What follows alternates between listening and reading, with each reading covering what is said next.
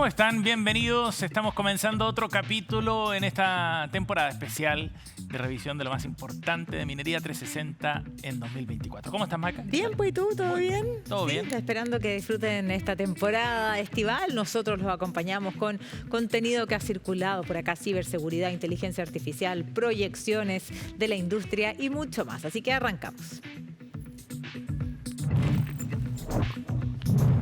Vamos a partir con un hecho político-económico muy importante de 2024. El presidente Gabriel Boric el año pasado llevó a cabo una inédita visita a los Emiratos Árabes Unidos. Y esto se sumó también a la presencia de una delegación de Arabia Saudita acá en Chile.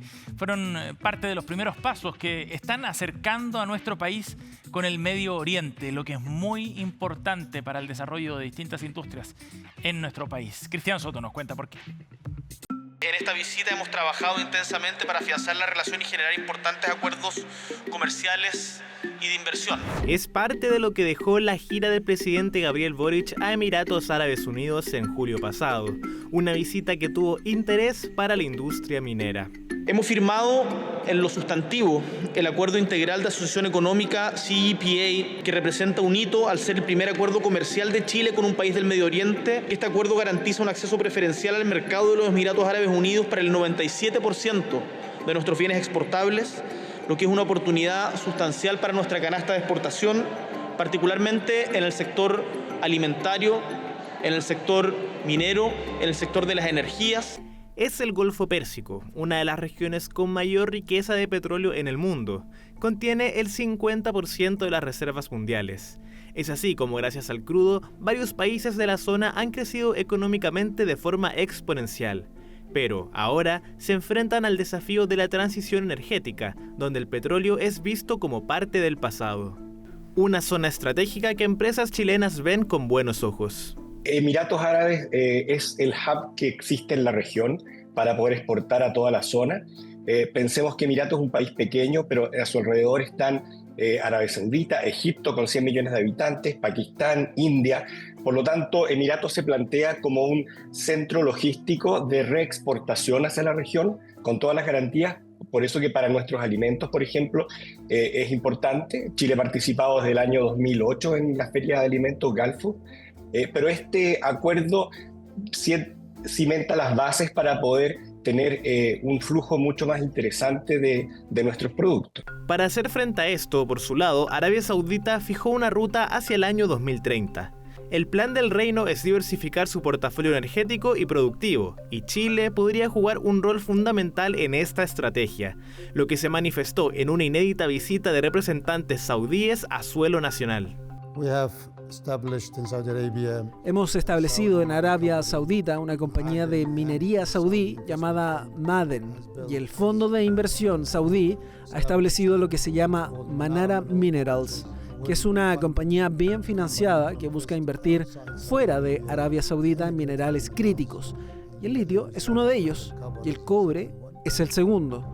Por lo tanto, están con nosotros aquí, están buscando qué se podría construir o qué podrían hacer en Chile y otros lugares de Latinoamérica y en el mundo, por supuesto. Arabia Saudita busca desarrollar proyectos mineros tanto dentro como fuera de su país, por lo que su interés de asociarse con nuevos actores es alto. Situación ideal para empresas chilenas estatales y privadas que buscan más inversión. No solamente quieren pensar en el recurso y asegurar el abastecimiento, sino que también quieren el know-how que hemos desarrollado también dentro del país. Porque aparte hay muchas similitudes entre los contextos, digamos, geográficos, no culturales, pero sí por ejemplo, medioambientales, sobre todo la sequía, desierto, necesidades de agua. Arabia Saudita seguramente está buscando recursos naturales que le permitan dar empuje a su agenda de reconfiguración de su matriz productiva. La agenda de 2030 incluye, entre otros, no solamente el fomento de nuevas industrias en Arabia Saudita, como turismo, ¿no? Megaproyectos, megaciudades, pero también construcción de una base industrial. Por eso Arabia Saudita está buscando recursos naturales no solamente afuera, pero también adentro. El reino saudí sería un socio novedoso para Chile, y dentro de los desafíos de esta unión está el aspecto cultural. Es el reino de Arabia Saudita, por lo tanto tienen una toma de decisiones distinta. El príncipe conduce principalmente las relaciones de comercio y por lo tanto estamos por verse cómo ha sido esa actividad. Ahora, lo que sí tiene Arabia Saudita, lo ha demostrado mucho, una capacidad de inversión extranjera o que ellos invierten en otros países muy importante. Arabia Saudita ha perdido bastante prestigio a nivel internacional entre democracias occidentales por sobre todo asesinatos de periodistas, ¿no? De Jamal Khashoggi, violaciones de derechos humanos, cuyo asesinato del periodista fue como el tope que hizo que muchos inversionistas salieron de Arabia Saudita y Arabia Saudita perdió un poco de potencia, ¿no? diplomática a nivel internacional. Primeros acercamientos con países que presentan una alternativa a las conocidas potencias de Estados Unidos y China y que en los próximos años podrían ser importantes socios en el desarrollo de la minería. Y vamos a revivir entrevistas que hemos sostenido acá en Minería 360 para un buen rendimiento justamente de una operación minera. La optimización, la reducción de costos son aspectos clave. ¿De qué manera se están logrando esto y qué tecnologías están jugando un rol importante justamente en esta dirección? Fue de lo que conversamos en una interesante entrevista con Nicolás Orellana, gerente de operaciones de X-Analytic. Gracias por acompañarnos. ¿Cómo estás, Nicolás? Bien, Macarena, muchas gracias por la invitación. En primer lugar y muy breve, ¿a qué se dedican específicamente ustedes? Nosotros nos dedicamos a predecir comportamientos negativos en los procesos productivos. Esto quiere decir a evitar o predecir las fallas de los equipos más importantes de la minería. Ya, y en ese modelo predictivo ustedes aplican inteligencia artificial. Sí, aplicamos una técnica que se llama Machine Learning, que es básicamente conociendo el comportamiento del pasado de los equipos y sus fallas, es lograr predecir cuándo va a ocurrir este evento en el futuro para tomar precaución y poder anticiparse o evitar que esto ocurra. Ahora, esos eventos que ustedes logran predecir, ¿dónde están enfocados principalmente? ¿En la faena misma? En los equipos mismos, en los procesos mismos. ¿De la faena? De la faena, desde el camión, el funcionamiento de la pala, el funcionamiento del chancador primario, que es como el equipo más grande que empieza a moler el mineral, las correas transportadoras, los molinos SAC, que son los más importantes, el corazón de la minería. Después hay unos molinos de bola, las correas, la celda de flotación, equipos auxiliares como bombas. En general, cada uno de esos equipos aporta un granito de arena a la producción total de lo que tiene la faena al final del año. Y finalmente, si nosotros logramos contribuir en un pequeño porcentaje en cada uno de estos equipos en aumentar la disponibilidad, tú al final del año lográis aumentar la competitividad de tu proceso industrial. ¿Cuánto es lo que, no sé si lo logran medir o no, cuánto es lo que logran en este caso aumentar la productividad cuando finalmente evitan que, por ejemplo, la máquina pare con estos modelos predictivos? En general, los casos de estudio, los casos de negocio que se utilizan están basados en procesos estadísticos y que se utilizan fijando varias variables como constantes. Pero normalmente lo que nosotros hacemos es evidenciar cuántas veces este proceso ha ocurrido en el pasado, cuántas fallas han tenido en el pasado, y en función de esas fallas nosotros estimamos la cantidad de horas de detención que tiene la planta. Y si, por ejemplo, en un año de 8.760 horas o de 8.000 horas, tú determinas que hay una falla que tiene 100 horas el proceso, podemos estimar que el aumento de la productividad podría ser el 5% más si logramos evitar que esas fallas ocurran este año. Y ahí aumentamos la productividad en un 5% para ese proceso. Ya, fuera de cámara hablábamos de lo difícil que es poder, ¿cierto?, proyectar esto, porque finalmente para hablar de la productividad tenemos que hablar de muchos factores. Pero cuando estamos hablando de un modelo predictivo de determinados procesos, sí puedes en el fondo tener la cuenta de cuánto antes paraba por alguna falla algún determinado proceso y cuando entran ustedes, cuánto esto empiezan a reducirlo. Y ese dato lo logran tener, han visto efectivamente, porque eso va a tener un impacto en el resultado final, pero el resultado final tiene muchas otras variables, que eso es lo difícil de comparar, ¿no? Sí, lo que te comentaba era que efectivamente cuando uno hace la validación de tu modelo, porque tú puedes hacer una estimación teórica basándote en los datos históricos. Claro. Y dentro de esos datos históricos, el Machine Learning, en la técnica que nosotros utilizamos, lo que hace es separar esos datos en dos grandes grupos. Un grupo donde se entrena y conoce lo que está ocurriendo, y hay otro grupo donde no sabe lo que pasa y hacemos las predicciones. Y con ese valor nosotros decimos el 60% de las fallas pueden ser evitadas, o el 70%, y ese 70% lo multiplicamos por la cantidad de horas que se detiene el equipo y establecemos un parámetro. Pero en el proceso mismo de la validación de modelos, cuando los modelos están corriendo en forma online, es donde viene un poco el ruido de la contaminación de los otros procesos que están asociados al tipo mineral que está procesando, a las variables de medioambientales, si es invierno, si es verano, y esas cosas también afectan a la medición. Yo creo que una manera fácil o la manera más como ortodoxa de poder validar efectivamente cuánto es lo que se ahorra, cuánto es lo que mejora, es utilizar organismos como el CNP o como CICEP, que son organismos independientes que validan la tecnología, que validan las metas obtenidas y que lo hacen independiente a mi propia medición y a la medición que estoy haciendo con mi compañía Mira en este caso, y que puede ser publicado y después pueden ser aglomerados en estos reportes que hacen los grandes de Ernst & Young, Accenture o Infosys. Y los conocidos mundiales. Oye, respecto a lo mismo, cuando tú logras, ¿cierto?, hacer este análisis predictivo en base a inteligencia artificial, lo que en el fondo logras es evitar la falla, el que pare determinado tiempo, pero también optimizar el rendimiento de ese proceso.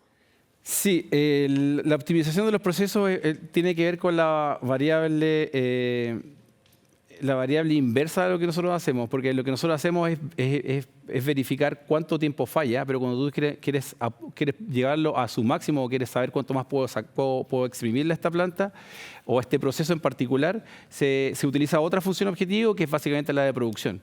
Esa nosotros no la hemos medido personalmente ni particularmente en nuestros proyectos, pero es algo que están pidiendo mucho los clientes. En general, todos los clientes que tenemos hoy día, con los que estamos operando en los modelos, que básicamente en Perú y en Chile, nos están pidiendo ese indicador de como salud o indicador de confiabilidad que le diga a ellos cuánto más pueden producir en un periodo de tiempo que son acotados. Generalmente las mediciones se hacen en un año calendario. Y en el año calendario tú tienes que saber de las 8.760 horas de este año calendario, cuánto más puedo producir este año con el equipo tal cual como lo tengo ahora. Esa es una variable que nosotros estamos midiendo ahora, pero no tenemos resultados todavía. Lo que te mencionaba fuera de cámara es que en general en el pasado, tanto de la década anterior, que vienen de los procesos de automatizaciones como primario, el aumento de la productividad se estimaba entre un 8 y un 10%, y con los camiones autónomos, por ejemplo, en el Rajo, tanto Gavi como los proyectos que está haciendo BHP, tanto en Escondida como en Spence y otros grandes de la industria, el aumento de la producción que se espera es un 30%. Significativamente más que la automatización. Claro. Y el aumento que se espera, la disminución de los costos que se espera es cerca de un 40%. Y yo creo que la variable más importante de estos procesos de automatización y los procesos de autonomía utilizando inteligencia artificial es la seguridad de las personas, que los números hablan de un 80%.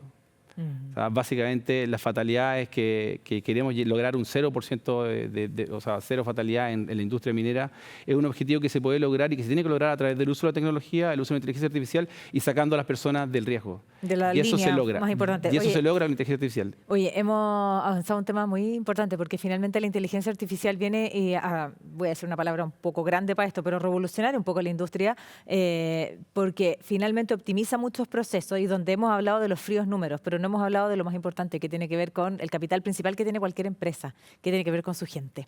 Y aquí hay dos temores. Uno de ellos es que guarda relación con cuántos trabajos puede quitar la inteligencia artificial, pero nosotros hablamos de reconvertir trabajos, más bien, ¿no? Prepararnos para otra era. Y otro tiene que ver con cuidar lo más sagrado que tenemos todos, que finalmente es la vida. Entonces, tú que trabajas finalmente, y lo hablábamos de los números, de los costos de la producción, hay una variable súper importante. ¿Y cómo viene a aportar en ese sentido a una industria tan crítica para Chile como es la minería, justamente la inteligencia artificial en la operación misma?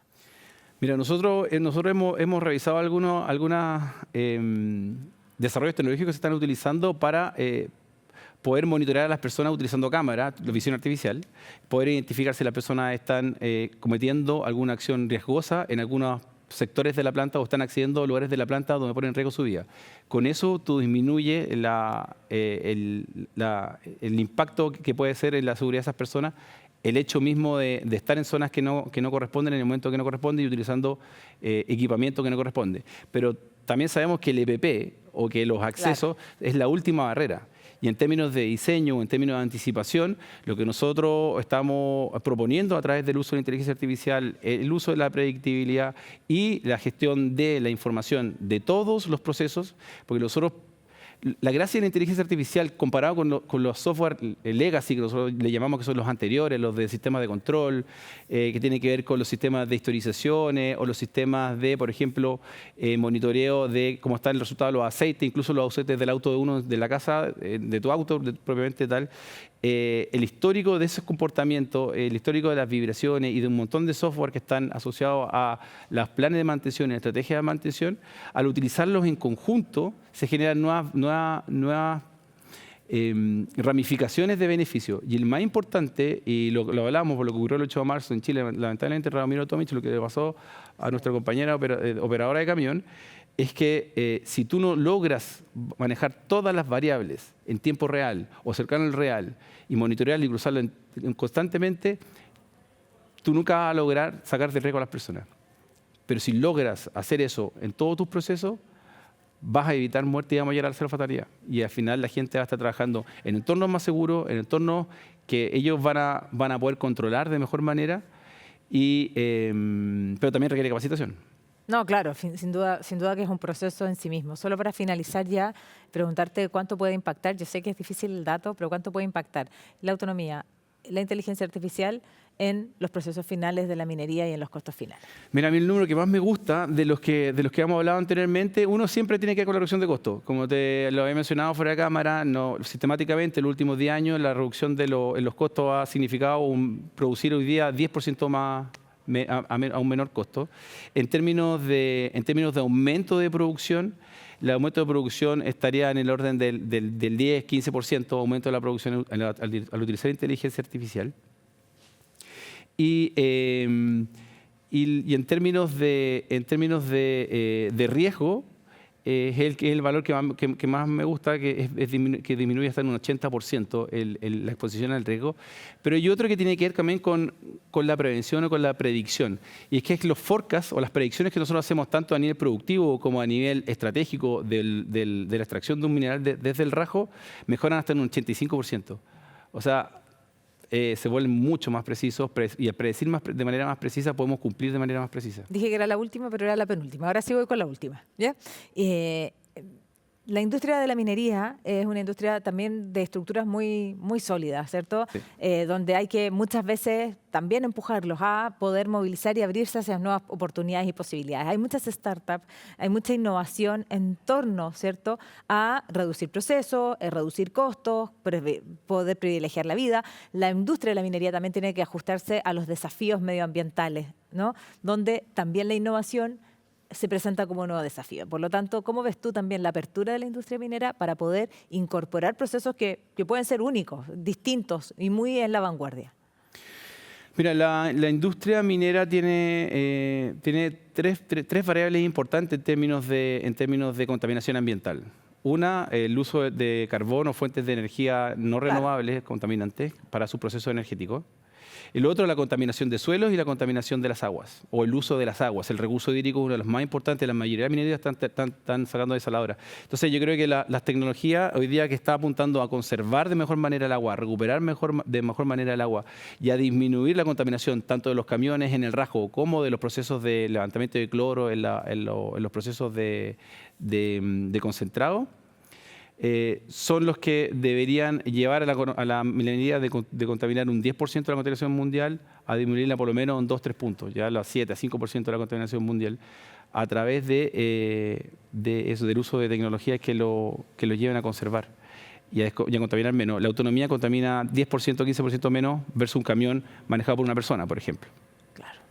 O sea, por ejemplo, ahí está el ejemplo a la vista, es decir, abrirse también a estas nuevas tecnologías de muchos innovadores, muchos emprendedores que también están buscando soluciones en esa vía. Sí, yo creo que el change management es lo complicado ahí en términos de lo que había preguntado, lo que quería, pensé que la pregunta iba por el lado de cómo hacer para el cambio cultural, Sí, pues. porque el cambio cultural es importante también Ahí en la voy. minería. Ahí voy, claro, sin duda abrirse a estas nuevas posibilidades en una industria que también muchas veces es tan rígida en sus estructuras cuando hay muchas personas, ¿cierto? De la mano de la inteligencia artificial y otras tecnologías buscando soluciones justamente para una industria que es crítica para Chile. Tal cual. Muchísimas gracias por acompañarnos. Gracias, Macarena. Bien, pues, y luego de hablar de inteligencia artificial, de costos de producción y de la vida, vamos a ir a una pausa en Minería 360. Volvemos de inmediato, no se vayan.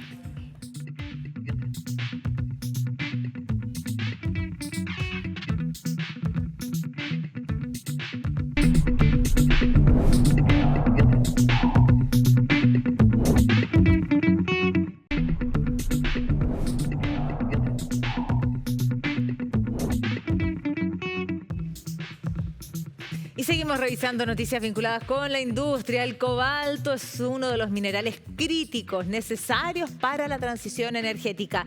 Si bien actualmente la República Democrática del Congo es el mayor productor mundial, Chile tendría la oportunidad de transformarse en el segundo a través de un proyecto de extracción limpia de este metal.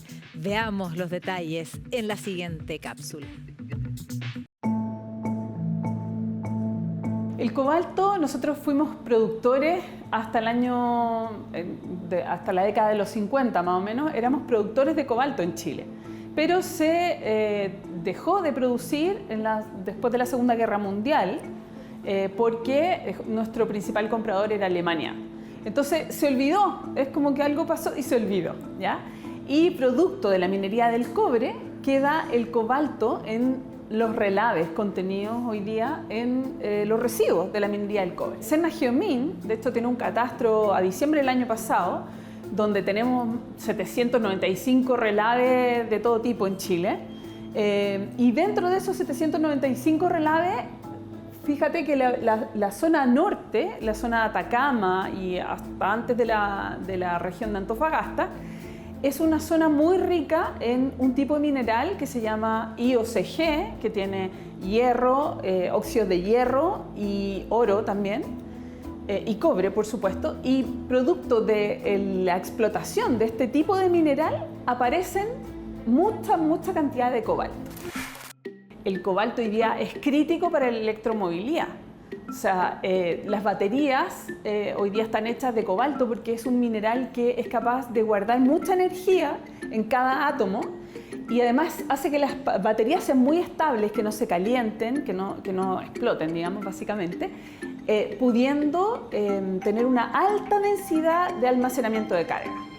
Lo que hacemos es que estos microorganismos se alimentan del azufre y el hierro, que es lo que compone la pirita, y dejan libre el cobalto en la solución, de manera que uno puede extraer ese cobalto y obtener el cobalto que es necesario para estas baterías, ¿verdad? Entonces, el trabajo que hacen las bacterias es solubilizar, digamos, el cobalto que está en el mineral. Hoy día, el principal productor es la República Democrática del Congo, que tiene muchos problemas éticos, ¿verdad? De producción, tienen problemas laborales, y ellos producen alrededor de 145.000 toneladas al año. Y el segundo, que es Indonesia, solo produce 10.000 toneladas. Nosotros hemos calculado un primer, digamos, acercamiento, así solamente con el cobalto que está contenido en los relaves. Nosotros podríamos rápidamente producir 15.000 toneladas al año, lo cual nos ubicaría inmediatamente en el segundo lugar, por encima de Indonesia. Entonces, obviamente que eso es muy importante a nivel mundial.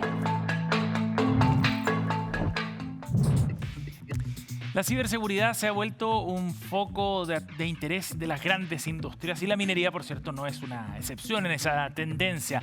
Hay muchos desafíos por delante para el sector, no solo riesgos de robo de datos, sino también de interrupciones operacionales que son muy costosas. De eso fue lo que conversamos con Caterina Canales, es la directora ejecutiva de la Corporación de Ciberseguridad Minera, en la siguiente entrevista.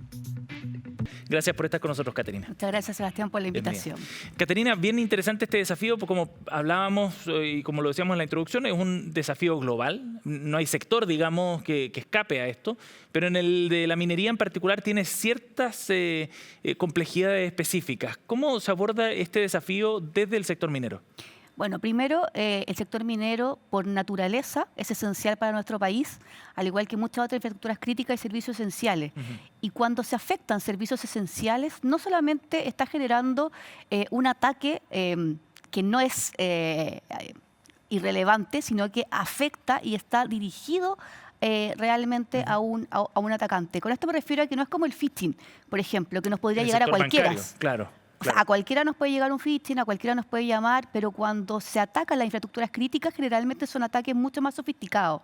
Y la ciberseguridad industrial, que es la que rige a todas estas empresas, finalmente tiende a ser mucho más complejo. Ciberseguridad industrial es un concepto más específico, digamos, dentro de... Así es. Ese es el concepto correcto. Así. Y en el caso de la minería, ¿a qué se ven expuestos fundamentalmente las empresas mineras? Mira, principalmente hay 3 riesgos que son fundamentales. A ver. La primera es porque comparten sistemas. Eso quiere decir que el sistema IT y el sistema OT de una empresa, que generalmente en todas las empresas tenemos solamente un sistema informático, pero acá hay un sistema de control industrial. Y ese puente que existe entre uno y otro hace que las empresas sean mucho más vulnerables en este sentido y tengan una exposición mucho más grande al riesgo. Lo segundo es la obsolescencia tecnológica. Muchos de los apartados que están dados dentro de la ciberseguridad industrial, de las maquinarias de control industrial, son equipamientos que ya no tienen mantenimiento, que son muy antiguos, que están obsoletos, que son legacy, como le decimos nosotros, y en ese contexto es muy importante generar una burbuja, porque no los puedo proteger, por ejemplo, cuando como parchamos en nuestro computador o actualizamos nuestro antivirus, etcétera, eso no se puede hacer con esos equipamientos. Entonces, es indispensable. Y el tercero, que es finalmente algo que nos ha pasado en el último tiempo y lo hemos visto muy reflejado, son los ataques a la cadena de suministro. ¿Qué significa eso? Porque cuando yo no puedo entrar directamente a una empresa, porque obviamente tienen equipamientos de seguridad, equipos de ciberseguridad, monitoreos, que son bastante buenos. En este sentido, ¿qué es lo que yo hago? Voy a un proveedor tuyo que igual tiene conexión contigo. Entonces, a través de él, yo entro a tu sistema. Un proveedor de servicios tecnológicos, por ejemplo. Por supuesto. Y cualquiera podría ser incluso. O sea, por ejemplo, logística. Perfecto, claro. Logística que, no sé, quiere ver los cargamentos, se conecta a tu sistema y en ese sentido, efectivamente, estamos súper expuestos porque la cadena de suministro, que son empresas que son más pequeñas, bueno, hay algunas muy grandes, por ejemplo, Komatsu es una enorme empresa que también es proveedor de la minería. Entonces, todos estos proveedores van generando puertas que se van abriendo finalmente para que puedan ser blanco, no solo blanco de ataque, sino que también puedan tener ataques efectivos. Ahora, eso supone entonces que el desafío no es solo para las grandes empresas, digamos, sino que ellas también probablemente deben velar porque sus proveedores, generalmente empresas más pequeñas, digamos, o algunas de ellas por lo menos, también tengan estándares de ciberseguridad altos. Así es. O sea, nosotros somos también uno de los directores de la corporación, es APRIMIN, que es la Asociación de los Proveedores de la Minería, y justamente estamos trabajando, primero, para que entiendan la importancia de la ciberseguridad, segundo, para poder hacer la bajada real de la concientización, porque es importante también, porque una empresa grande tal vez podría sobreponerse a un incidente grave, pero una empresa pequeña podría quebrar finalmente. Producto de un ciberataque. Por supuesto. O sea, si alguien te cripta todos los datos y te piden un rescate, ese rescate muchas veces es impagable. No solo el rescate, sino que también daño reputacional, todo lo que conlleva un incidente que tiene que ver después con aplicar tecnologías, entonces es más caro finalmente. Hoy día es mejor invertir justamente para que no te vaya a pasar. ¿Y qué rol está jugando la inteligencia artificial en todo este proceso, Caterina? Hoy día muchos de los servicios que están ofreciendo la mayoría de las empresas están metiendo inteligencia artificial. Porque hoy día es tendencia, es moda, nos facilita mucho la vida. Hay ganancias de eficiencia también. Por supuesto, la eficiencia, el poder manejar un montón de datos nos lo permite la inteligencia artificial. Pero particularmente no nos estamos fijando en los temas de ciberseguridad que están asociados. Porque así como nosotros usamos la inteligencia artificial, en el caso de la minería, por ejemplo, para automatizar muchos procesos, para ver gran cantidad de datos, hoy día también hay una tendencia de búsqueda de minerales a través de la inteligencia artificial. O sea, te simulan ser un geólogo. Perfecto. Y eso también conlleva riesgos. O sea, los riesgos de la inteligencia artificial están dados no solamente porque el algoritmo puede ser sesgado por problemas éticos, sino que porque la misma inteligencia artificial que nosotros usamos la están usando los ciberdelincuentes contra nosotros. Por supuesto. Y a una velocidad probablemente de adaptación mucho más rápida también, ¿no? Es que están dedicados todo el día a eso. Entonces, imagínate que alguien que su negocio no es la ciberseguridad, sino que finalmente es la extracción minera, ¿qué es lo que haces? Sí. Sí. ¿Y qué rol, y en ese sentido, pensando en la mayor preponderancia que está tomando la inteligencia artificial, que se está incorporando en distintos procesos, en distintas etapas de la cadena productiva de una empresa, ¿qué rol juega el factor humano en todo eso? En el combate a los ciberataques, digamos, a la delincuencia. Siempre uno dice que la inteligencia artificial va a reemplazar a las personas. La verdad es que las personas hoy día tenemos que adaptarnos al uso de la inteligencia artificial y ser eficientes junto a ella. Eso quiere decir que una tarea rutinaria que a mí me tomaba a media mañana, hoy día tal vez la puedo hacer en pocas horas y sé usar las herramientas necesarias para optimizar mi trabajo. Entendiendo también que los datos que yo le estoy entregando, porque ¿qué es lo que hace la inteligencia artificial por naturaleza? Se alimenta de datos. Claro. Y a través de esos datos puede predecir comportamientos humanos. Por ejemplo, podría decir, ¿sabes qué? Caterina hoy día no es quien contestó el correo, porque generalmente ella escribe así. Ella tiene un patrón para escribir, entonces tal vez alguien la esté suplantando. De acuerdo. Entonces, ojo con eso. Sí. Entonces, te levanta la alerta, pero finalmente, si yo tengo un buen equipamiento de inteligencia artificial, si está adaptada dentro de la empresa, si tenemos los licenciamientos, finalmente hacen que efectivamente sea más eficiente. O sea, por ejemplo, un SOC, un NOC, que está todo el día monitoreando, es imposible que un humano pueda generar en el fondo el análisis de toda la información, porque Seguro. además hay que correlacionarla. O sea, a mí me pasa este incidente, pero lo correlaciono con uno que sucedió el mes pasado, lo correlaciono con uno que sucedió en Estados Unidos, el mismo factor, en tal. Entonces, eso hace que la inteligencia artificial nos ayude finalmente. Porque va a una velocidad imbatible, además, ¿no? No hay cómo competirlo. Ahora, te preguntaba por el factor del humano, digamos, en todo esto, porque esta adaptación a un nuevo escenario de mayores riesgos y de mayor vulnerabilidad y quizás que las empresas estén más expuestas dada la incorporación de esta tecnología, obliga también a generar, me imagino, cambios culturales dentro de las organizaciones, ¿no? Y la forma en la que los propios trabajadores se relacionan con los datos, con información sensible, con la operación de las máquinas, etcétera.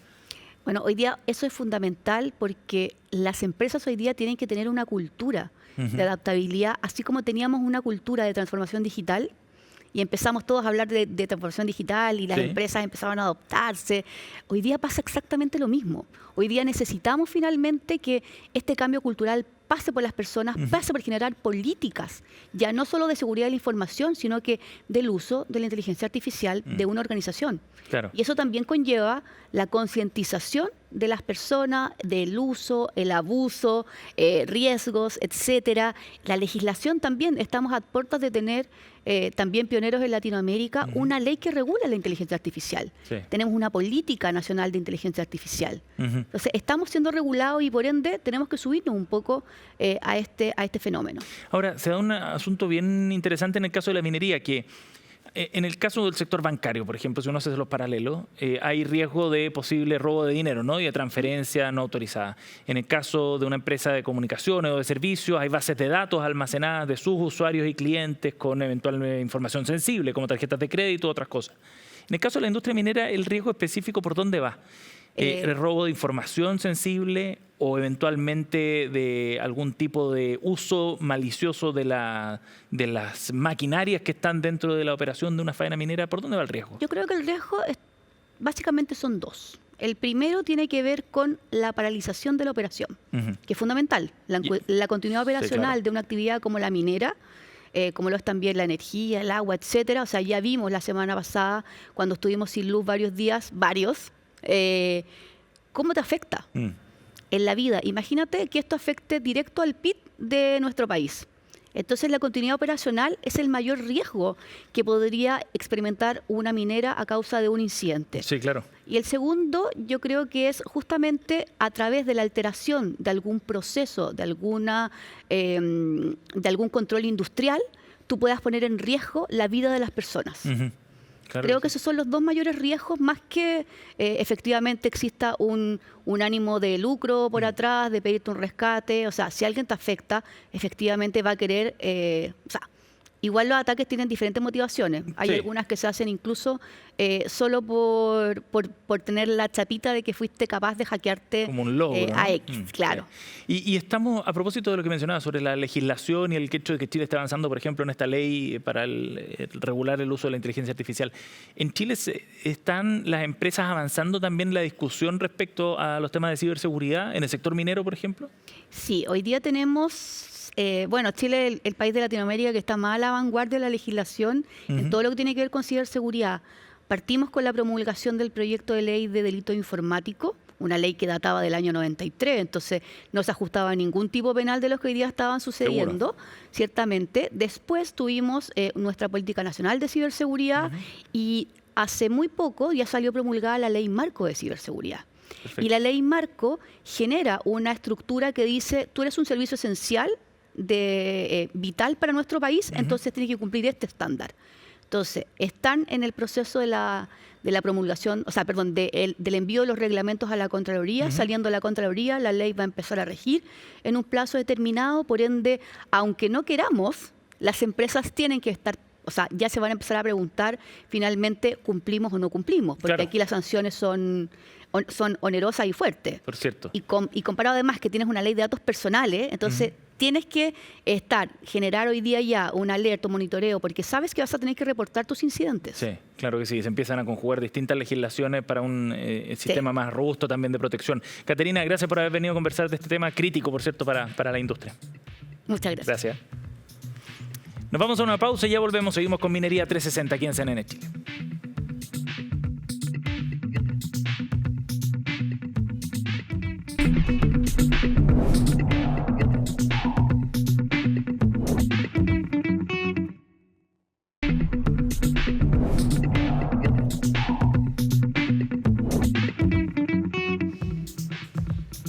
Y seguimos acá en Minería 360, posicionado como uno de los 15 países con más emisiones de carbono en el mundo. Sudáfrica trabaja en su plan de transición energética, dejando atrás la generación de electricidad a partir de centrales de carbón. ¿Cómo ha sido posible esta reconversión? Camila Sumastre nos cuenta más. Con una dependencia del 83% del carbón para la generación de la electricidad, Sudáfrica se encuentra impulsando un plan de descarbonización y transición energética que ha provocado el cierre de plantas que trabajan a partir de combustibles fósiles. Una reconversión que se ha hecho evidente en lugares como Komati, central eléctrica de Eskom, que comenzó con su desmantelación en 2022 tras 61 años en operación. Komati pasará a las energías renovables como parte del impulso de Eskom con la Estrategia 2035, para impulsar las energías renovables y minimizar las emisiones de carbono en el medio ambiente.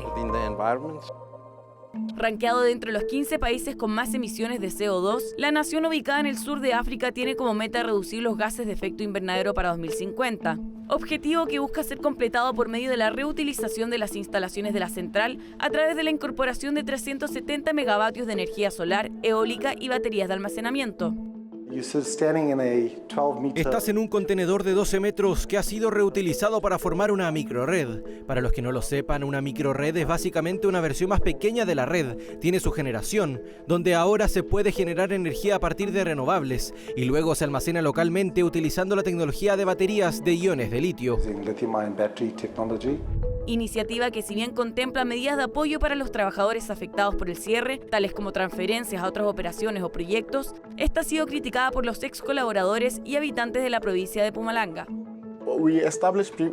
Establecemos negocios gracias a la gente, pero cuando el negocio no funciona, cuando no ves gente alrededor como esperabas, entonces está afectando, o las cosas están, en vez de subir, están bajando.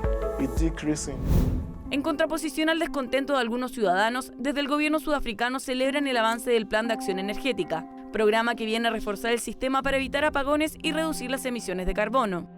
La implementación del Plan de Acción Energética que anunciamos en 2022 ha acelerado la adquisición de nueva capacidad de generación, ha aumentado el número de nuevos proyectos energéticos conectados a la red y se ha producido un aumento de la energía solar en los techos. Estos avances, junto con el trabajo en curso de Eskom para mejorar el mantenimiento de sus centrales eléctricas, han ayudado a reducir la gravedad de los cortes de carga. Transición energética que para el caso de Comati contempla una inversión de $497 millones del Banco Mundial y que viene a dar respuesta al déficit en el suministro eléctrico que atraviesa el país liderado por Ramaphosa.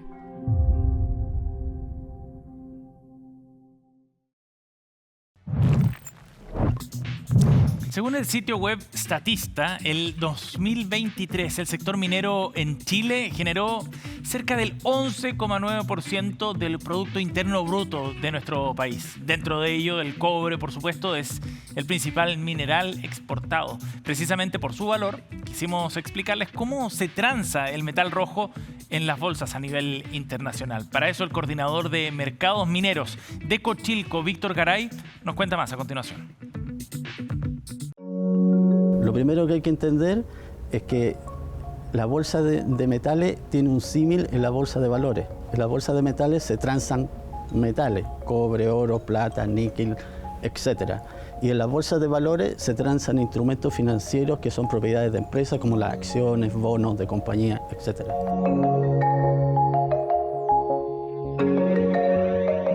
En el mundo existen 3 bolsas de metales. La bolsa de metales de Londres, la bolsa de metales de Nueva York, conocida como COMEX, y la bolsa de futuros de Shanghai. En las 2 primeras, el cobre se transa en dólares estadounidenses.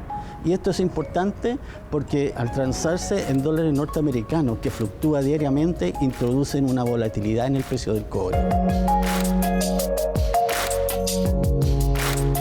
En la bolsa de metales de Londres, que es el mercado referente que toman las compañías chilenas para el precio del cobre, el cobre se transa en periodo de 5 minutos, en 3 rondas, o 3 rings, o 3 ruedas. La rueda que está entre las 12:30 y las 12:35 es la rueda oficial que define la Bolsa de Metales de Londres para definir el precio del cobre diario. ¿Quiénes operan en las bolsas de metales? Principalmente son inversores, fondos de inversión que buscan cobertura, fondos de pensiones de largo, corto y mediano plazo. Hoy en día, las perspectivas del precio del cobre son tremendamente auspiciosas porque se piensa que de aquí a 5 o 10 años el mundo va a demandar una cantidad muy importante de metal. ¿Cuáles son los parámetros que influyen en las transacciones que se hacen en las bolsas de metales? Uno, por ejemplo, son los indicadores económicos de los principales países demandantes de cobre. Entiéndase como principales países China, Europa, Estados Unidos y Japón. En esos cuatro países o 4 mercados, uno tiene el 80% de la demanda de cobre.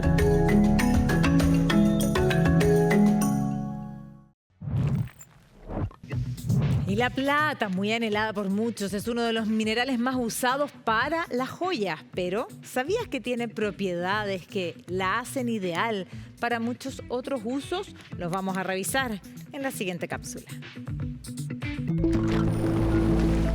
¿Tienes pensado perforar alguna parte de tu cuerpo y ponerte un piercing o aro? Si aún no decides el material que usarás, esta información te podría inclinar por la plata. Esto porque este material tiene propiedades cicatrizantes y antibacterianas. Su uso en este contexto data desde hace ya siglos. En ese entonces, médicos lo utilizaban por sus propiedades purificantes. Su composición y características altamente conductivas permiten que pueda combatir de mejor manera las bacterias. También Hipócrates, conocido como el padre de la medicina, describió este elemento clave y útil para lograr una cicatrización. Igualmente, podría ser efectiva para tratar quemaduras. Pero no solo tenía fines en la medicina. En la antigüedad, era útil para ayudar a que el agua y el vino se mantuvieran en buen estado. Ojo, que su mal uso en la medicina podría traer algunos efectos secundarios, por lo que siempre se recomienda hacerlo bajo supervisión médica o con productos certificados. Bien, de esta forma estamos llegando al cierre ya de esta edición de Minería 360 en temporada veraniega. De todas maneras, y siguen como siempre alojados nuestros contenidos en las plataformas digitales de CNN Chile. Ahí nos pueden encontrar. Si no, será hasta la próxima semana. Chao, que estén bien.